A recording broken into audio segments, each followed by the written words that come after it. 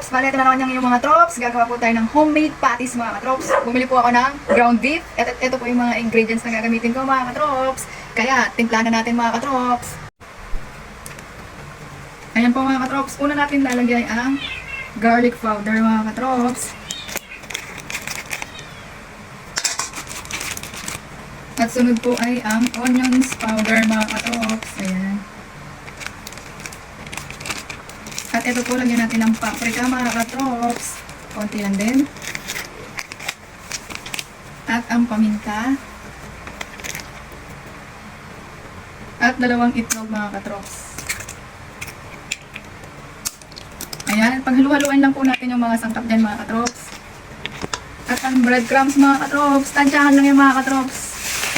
Tansya-tansyahin na lang mga katrops.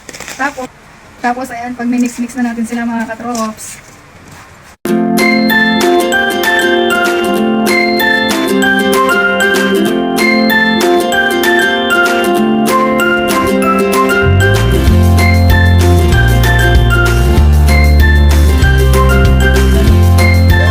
Natin sila lahat. Ngayon, ito po yung pattern na gagamitin ko mga katrops para makagawa ng patties kung gaano kalaki ang gusto nyo mga katrops.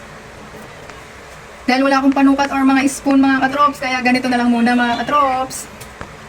Tapos mga katrops, lalagay ko na lang dito mga katrops. Ayun po mga katrops, wala po akong nabiling plastic ng mga patties, kaya ganito muna yung ginamit ko mga katrops. Ayun po mga katrops, after natin makagawa ng dalawa, ipupod lang natin ganyan mga katrops. Para medyo tipid tayo sa plastic mga katrops. Ayan. Tapos papayitan natin ng ganyan.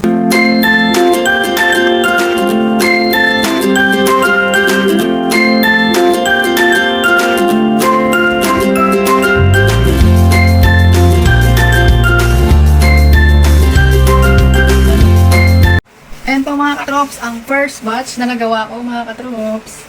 Ayan. I-rep ko muna siya mga katrops para lumalamig na. Kaya hanggang dito na lang po. Ingat po palagi. Salamat sa panonood. God bless. Bye-bye.